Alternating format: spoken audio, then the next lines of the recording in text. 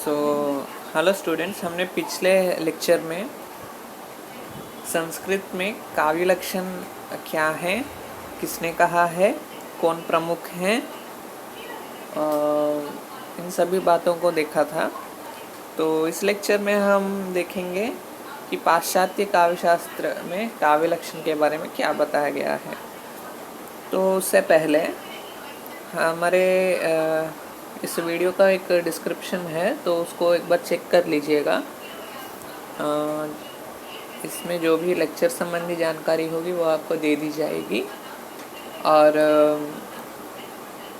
जो भी कोई ऑनलाइन कोर्स हम बनाते हैं यूडेमी वेबसाइट पर, उसको भी वहाँ पर अपडेट किया जाएगा। ठीक है। तो आधुनिक हिंदी साहित्य में काव्य लक्षणों के बारे में हम अभी विश्लेषण नहीं करेंगे, क्योंकि यहाँ पर भी कुछ ज़्यादा नहीं दिया गया है। इसका कारण यह है कि हिंदी साहित्य में काव्य लक्षण जो भी बताए गए हैं वह सभी संस्कृत से ही आए हैं। ठीक है। तो यहाँ पर ज़्यादा कुछ तो नहीं दिया गया है। ठीक है। किसने क्या कहा है वही दिया गया है यहाँ पर।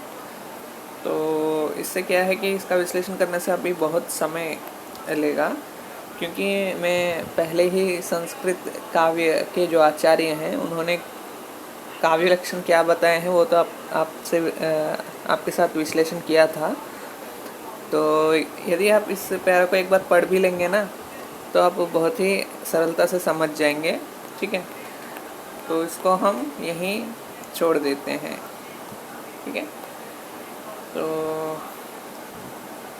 कुछ प्रस्तावना दिया गया है यहाँ पर, कविता क्या है इस पर कुछ वाद विवाद हुआ है।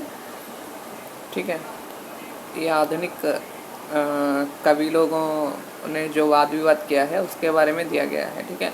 जो भी आलोचनाकार हैं जिन्होंने वाद विवाद किया है उनका परिचय यहाँ पर दिया गया है। और हमारा विषय है आज पाश्चात्य काव्यशास्त्र। तो हाँ, तो हमारा विषय कहाँ गया?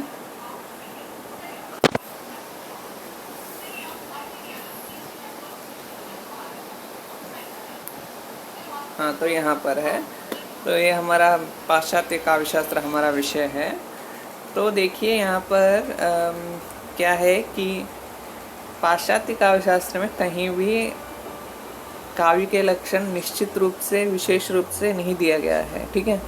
सरल शब्दों में इतना आप समझ लीजिए कि कहीं भी हमको काव्य लक्षण के टॉपिक पर किसी ने कोई विशेष रचना नहीं की है, लेकिन जो भी रचना उन लोगों ने लिखी है उसमें काव्य लक्षण का एक सब टॉपिक मिलता है, लेकिन डायरेक्ट वो काव्य लक्षण से रिलेट नहीं करता, फिर भी सब टॉपिक है। ठीक है। मतलब वो कुछ बता रहे थे दूसरा टॉपिक, लेकिन उसमें रेफरेंस के रूप में काव्य लक्षण को भी कुछ उन्होंने विश्लेषण किया है। ठीक है। तो जैसे हमारे संस्कृत साहित्य में काव्य लक्षण एक अलग टॉपिक है। ठीक है। उसके ऊपर बहुत से लोगों ने वाद विवाद किया है, एक संप्रदाय चला है। लेकिन पाश्चात्य काव्यशास्त्र में ऐसा कोई संप्रदाय देखने को नहीं मिलता। मतलब विशेष रूप से केवल और केवल काव्य लक्षण पर कोई संप्रदाय चला है ऐसा हमको देखने को नहीं मिलता। हाँ, लेकिन उन लोगों ने जो कुछ भी लिखा है उसमें काव्य लक्षण को क्या है कि एक भाग के रूप में, एक हम कह सकते हैं कि एक रेफरेंस के रूप में उन्होंने लिया है। ठीक है। तो हम पहले विश्लेषण करेंगे प्लेटो का। तो जब भी पाश्चात्य काव्यशास्त्र के बारे में हम बात करते हैं तो प्लेटो से ही प्रारंभ करते हैं। ठीक है। वैसे तो इनसे पहले भी बहुत ही फिलोसोफर्स थे पाश्चात्य साहित्य में। विशेष रूप से हम सोक्रेटिस को ले सकते हैं, वो भी प्लेटो से पहले के थे, और उनसे भी पहले बहुत सारे फिलोसोफर्स थे। तो जब भी फिलोसफी का जो स्टडी होता है तो वह सोक्रेटिस या उनसे पहले के जो दार्शनिक होते हैं वहाँ से प्रारंभ हो जाता है। लेकिन जब भी हम पाश्चात्य काव्यशास्त्र का प्रारंभ करते हैं तो सोक्रेटिस से तो नहीं करते, लेकिन हाँ प्लेटो से करते हैं। ठीक है। इसका कारण यह है कि वैसे तो क्या है कि जो प्लेटो हैं वो भी एक फिलोसोफर हैं, कवि कम है, ठीक है। तो वैसे तो ये मूल रूप से एक फिलोसोफर कहे जा सकते हैं।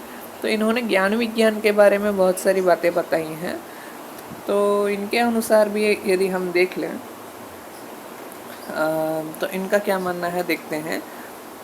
तो अब देखिए यहाँ पर इनके बारे में कुछ बताया गया है, वो देख लेते हैं। तो पाश्चात्य काव्यशास्त्र का आरंभ प्लेटो से होता है, जैसा कि मैंने अभी आपको बताया है। आचार्य प्लेटो ही पाश्चात्य ज्ञान विज्ञान के आदि स्रोत हैं। तो मतलब एक निश्चित ज्ञान जो एक स्ट्रक्चर में हम कह सकते हैं कि प्रस्तुत करने का प्रयास किसी ने किया है, तो वो प्लेटो ने किया है, ठीक है। मतलब एक स्ट्रक्चर दिया है अपने बातों को। इनसे पहले जिन लोगों ने भी फिलोसफी बताई है उनमें स्ट्रक्चर की कमी देखने को मिलती है, ठीक है। मतलब बताते हुए ही चले गए, लेकिन किसी भी एक स्ट्रक्चर का निर्माण करने का प्रयास नहीं किया जिससे कि उसको ऑर्डरली समझा जा सके, ठीक है। तो इनकी एक विशेषता यह है। तो उसके बाद देखिए उन्होंने साहित्य की विभिन्न समस्याओं पर विचार किया है, किंतु उन्होंने काव्य की परिभाषा देने का प्रयत्न नहीं किया है। मतलब बात वही है कि विशेष रूप से इन्होंने टॉपिक नहीं उठाया है काव्य लक्षण का, ठीक है। तो केवल विवेचन किया है। मतलब हम कह सकते हैं कि ऊपर ऊपर से इन्होंने वो टॉपिक को बताने का प्रयास किया है, ठीक है। तो काव्य पर विचार करते हुए कहा कि काव्य प्रकृति का अनुकरण है। ये वाला बात आपको याद रखना है, ठीक है। अब पूरे प्लेटो के काव्य लक्षण में ये बात आपको बहुत ही इम्पोर्टेंटली ही याद रखना होगा, ठीक है। अब देखते हैं कि ठीक है इन्होंने क्या कहा।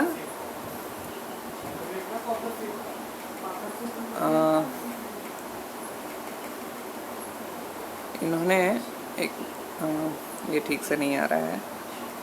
हाँ, तो इन्होंने जो इम्पोर्टेंट बात कही है काव्य लक्षण के बारे में वो ये है कि इनका मानना है कि जो काव्य है वह प्रकृति का अनुकरण है। केवल काव्य ही नहीं, कोई भी रचनात्मक कार्य हो प्लेटो के अनुसार प्रकृति का अनुकरण है। उदाहरण के लिए एक चित्र है, वह भी प्रकृति का अनुकरण है, या कोई कहानी है वह भी प्रकृति का अनुकरण है, ठीक है। तो विशेष रूप से हम यहाँ पर काव्य का बात कर रहे हैं, तो काव्य के बारे में ही यहाँ पर दिया गया है। लेकिन प्लेटो का ऐसा मानना है कि जो कोई भी रचना एक रचनाकार करता है, चाहे कहानी हो, काव्य हो, चित्रकारिता हो, या फिर कोई काम भी हो सकता है। जैसे एक हम उदाहरण के लिए ले सकते हैं, एक कोई वर्कर होता है तो वह लकड़ी से कोई खिलौना बनाता है, तो वह भी एक प्रकृति का ही अनुकरण है, ठीक है। जैसे उस वर्कर ने एक पेड़ को देखा और लकड़ी से उस पेड़ के जैसे एक खिलौना बनाने का प्रयास किया। अब यहाँ पर क्या है कि जो वर्कर है वो जो उसने खिलौना बनाया है अपने मस्तिष्क से तो नहीं बनाया। मतलब हाँ, अब स्किल तो उसका है, वो बात ठीक है, लेकिन उसने कहाँ से देख के बनाया? उसने प्रकृति में एक पेड़ को देखकर बनाया है, ठीक है। तो ये क्या हुआ? प्रकृति का अनुकरण हुआ। अनुकरण का मतलब होता है फॉलो करना, ठीक है। तो प्रकृति में जो कुछ है उसको रचनाकार क्या करता है? उसको देखकर फॉलो करता है, ठीक है। तो ऐसा मानना है प्लेटो का। तो काव्य के संबंध में भी प्लेटो के यही विचार रहे कि जो कोई भी काव्य कवि के द्वारा लिखा जाता है वह मात्र प्रकृति का अनुकरण है। अब क्योंकि यह अनुकरण है, इस कारण से इसमें उतनी संपूर्णता नहीं आती जितनी कि मौलिकता में होती है, ठीक है। अब जैसे उदाहरण के लिए मैंने बताया कि एक वर्कर एक पेड़ का खिलौना बनाता है, तो वह थोड़ा अच्छा लगेगा खिलौना देखने में, लेकिन वह उतना अच्छा नहीं लगेगा जितना कि मौलिक रूप से प्रकृति में पेड़ सच में देखने में सौंदर्य उसमें होता है, उतना खिलौना में नहीं आएगा, ठीक है। तो यही बात प्लेटो कहते हैं कि जो चीज़ वास्तविकता में प्रकृति में पाई जाती है उसका सौंदर्य अधिक होता है, उसका जो वैल्यू होता है वो अधिक होता है अनुकरण के द्वारा बनाए गए वस्तु से या कोई रचना से। ठीक है, बात समझ में आ रही है आपको, ऐसा मैं मानता हूँ। ठीक है, क्योंकि उदाहरण है तो थोड़ा विस्तृत हो गया। ठीक है, तो इस कारण से प्लेटो क्या मानते हैं, तो इस कारण से प्लेटो मानते हैं कि अनुकरण होने के कारण वह सत्य से दूर हो जाता है या सत्य कम रहता है उसमें, ऐसा मानते हैं प्लेटो। ठीक है, मतलब जो मौलिक चीज़ है, जो वास्तविक वस्तु है, उसका जब अनुकरण किया जाता है तो उसमें उतनी हम कह सकते हैं कि एक्यूरेसी उतनी नहीं आती जितनी कि मौलिकता में। मतलब जो वस्तु सच में है उसको आप कितना भी अनुकरण कर लीजिए, लेकिन उस वस्तु जैसा कोई दूसरा वस्तु बनाना बहुत ही कठिन होता है। ठीक है, हाँ, अब उसके जैसा 70% बना सकते हैं, 80% बना सकते हैं या 90% भी बना सकते हैं, लेकिन 100% बनाना बहुत ही कठिन काम होता है। ठीक है, तो यही बात यहाँ पर प्लेटो कह रहे हैं कि जिस चीज़ को प्रकृति ने बनाया है उस चीज़ का हम अनुकरण करते हैं तो वह वस्तु उतनी अच्छी नहीं होगी जितनी अच्छी प्रकृति ने बनाई है। ठीक है, तो ये मानना है प्लेटो का। ठीक है, तो काव्य के लक्षण में जब आप प्लेटो का विवरण देंगे तो साधारण सी बात बता दीजिएगा कि काव्य को प्रकृति का अनुकरण माना है प्लेटो ने।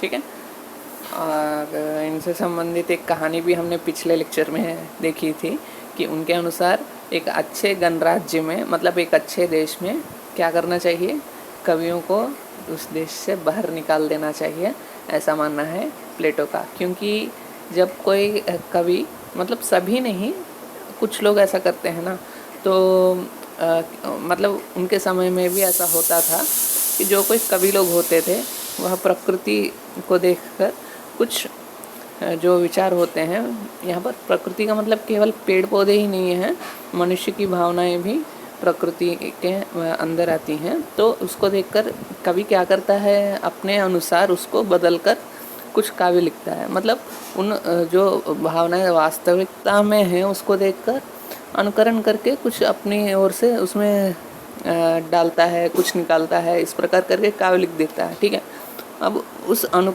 प्रकृति का जो वास्तविक वस्तु है उसका अनुकरण अगर अच्छा नहीं हुआ या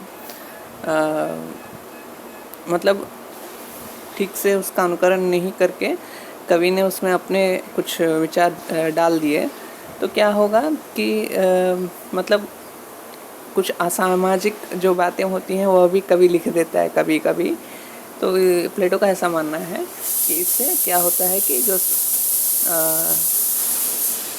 तो इससे क्या होता है कि असामाजिक बातें लिखने से काव्य में वह किसी एक या दो वर्ग को अच्छा लग सकता है, लेकिन समाज के सभी वर्ग को वह अच्छा नहीं लगेगा या अच्छा नहीं होगा समाज के लिए। ठीक है, तो ऐसे में प्लेटो का ऐसा मानना है कि जो कवि होता है उसको देश से बाहर निकाल देना चाहिए। ठीक है, तो लगभग इसी प्रकार प्लेटो कहते हैं। ठीक, अब इसमें ध्यान देने वाला बात यह है कि ये सभी उन्होंने उन कवियों के लिए कहा है जो कि काव्य केवल अपने उद्देश्य की पूर्ति के लिए लिखते हैं। मतलब अपनी जो विचारधारा है उसको थोपने के लिए समाज पर, उस कारण से ही केवल जो लिखते हैं उनके लिए इन्होंने यह बात कही है। ठीक है, तो बहुत कुछ विश्लेषण किया जा सकता है प्लेटो के सिद्धांत में। तो साधारण सी बात है, सरलता से समझना है तो इतना याद रख लीजिए कि कवि जो प्लेटो हैं उन्होंने काव्य को प्रकृति का अनुकरण कहा है। हो गया। अब देखते हैं अरस्तु ने क्या कहा है। ठीक है, अब देखिए जो अरस्तु हैं वह किनके गुरु हैं, किनके शिष्य हैं। हाँ, तो जो अरस्तु हैं वह प्लेटो के शिष्य हैं। ठीक है, जो अरस्तु हैं वह प्लेटो के शिष्य हैं, लेकिन इनके विचार अपने गुरु से अलग हैं। ठीक है, इनका ऐसा मानना है कि जो भी आंतरिक भावनाएं होती हैं उस मतलब जो भावनाएं दबी हुई होती हैं मन में, जब काव्य को कोई सुनता है तो वह भावनाएं बाहर निकलती हैं और जिससे क्या होता है कि मन हल्का हो जाता है। ठीक है, ऐसा अरस्तु का मानना है। और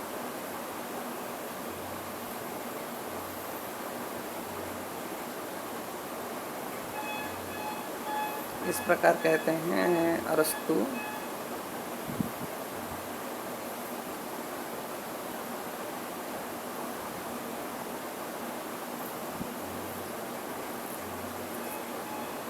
तो इस प्रकार आप एक बार पढ़ लीजिए पैरा। ठीक है, तो विशेष रूप से अरस्तु का मानना है कि जो कवि है या जो रचनाकार है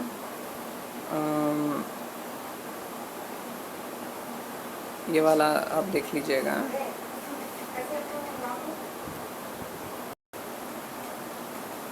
अब प्लेटो, हाँ तो प्लेटो हो गया। तो अब अरस्तु के काव्य लक्षण में हम यह देख सकते हैं, मुख्य बात यह है कि इनके अनुसार अरस्तु का अनुकरण से तात्पर्य कॉपी करना नहीं होता, जबकि यह पुनर्सृजन के सिद्धांत को मानते हैं। ठीक है, प्लेटो तो कहते हैं कि जो प्रकृति में है उसको कॉपी करके कभी अपना बात बता रहा है, लेकिन अरस्तु का ऐसा मानना है कि जो कुछ प्रकृति में है उसको कवि या रचनाकार पुनर्सृजन कर रहा है। मतलब जो कुछ प्रकृति में जो वस्तु है उसमें जो भी कमियां होती हैं उसको ठीक करके उस कवि प्रस्तुत कर रहा है।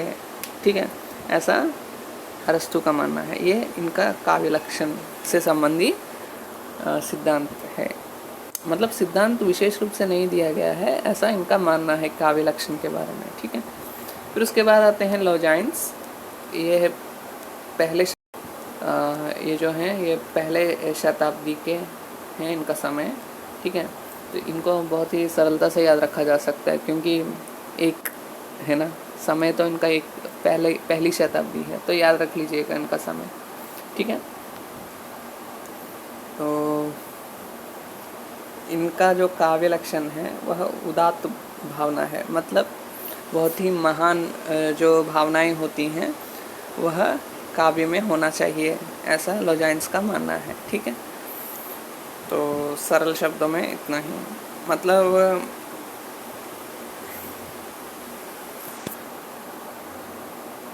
यहाँ पर देखिए दिया गया है कि औदात्य अभिव्यंजना के विशिष्टि और उत्कर्ष का नाम है और यह एकमात्र ऐसा आधार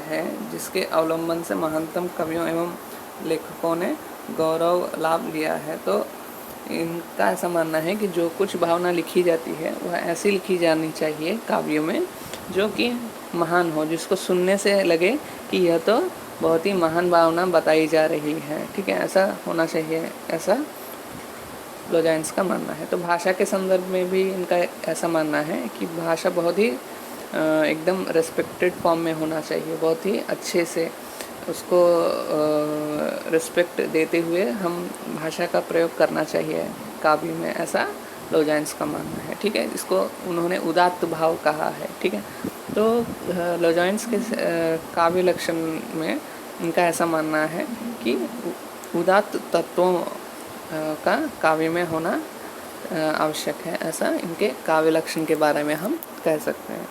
ठीक है, तो इस प्रकार यह इम्पॉर्टेंट है पाश्चात्य काव्य शास्त्र में। और उसके बाद वर्ड्सवर्थ आते हैं। वर्ड्सवर्थ आपको यहाँ देखने को मिलेंगे। ठीक है, वर्ड्सवर्थ, विलियम वर्ड्सवर्थ इनका नाम है। तो इस प्रकार फिर अन्य आप ये इनसे संबंधित जो कुछ यहाँ पर दिया गया है उसको एक बार पढ़ लीजिएगा। ठीक है, तो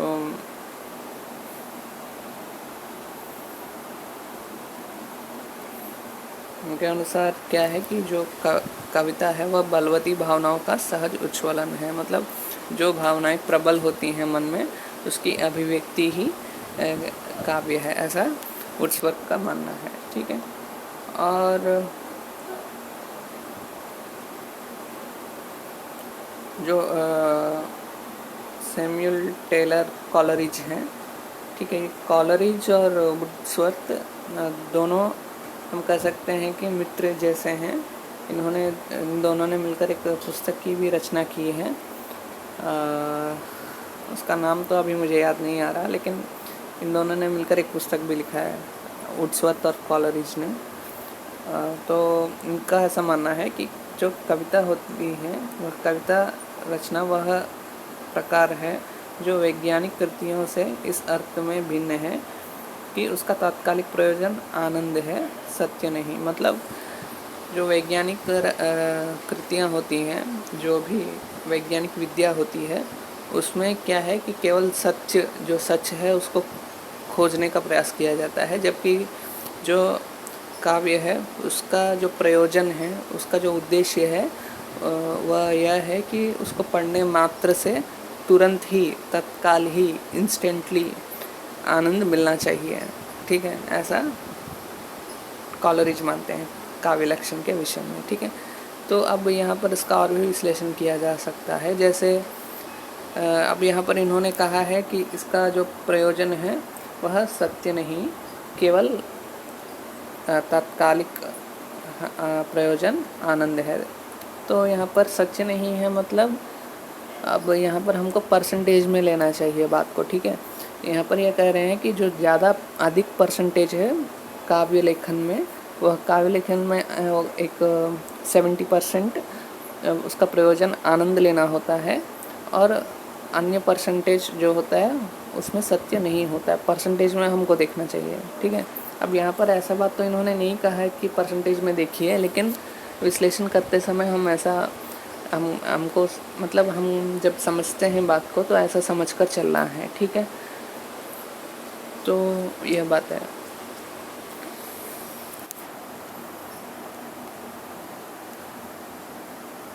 फिर उसके बाद रिचर्ड्स ने क्या कहा है वो दिया गया है, और टी.एस. इलियट।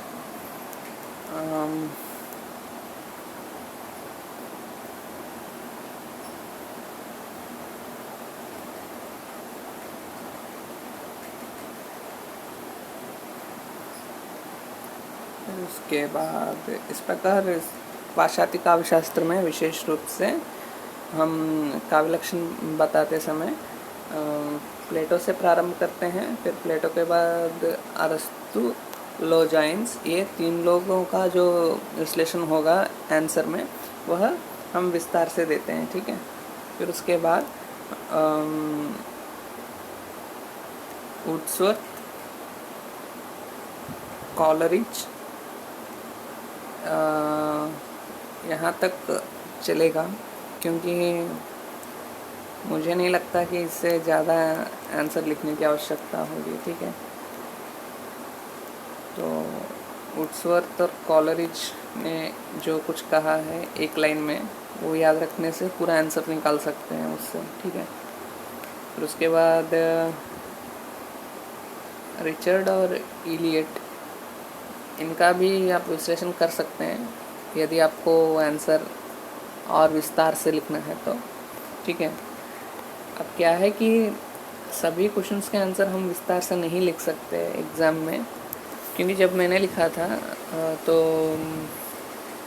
मैं ऐसा करता था कि जब भी पुस्तक में एक 10 लोगों का रेफरेंस दिया जाता था तो मैं 10 में से 7 या 6 या 7 लोगों का रेफरेंस लिखता था, और बाकी जो बच जाते थे, जो मुझे याद नहीं आते थे, उनको मैं छोड़ देता था। ठीक है, क्योंकि एक बात है कि सभी का नाम याद नहीं आता है कभी कभी, लेकिन जो प्रमुख हैं उनका नाम खाली याद रहता है।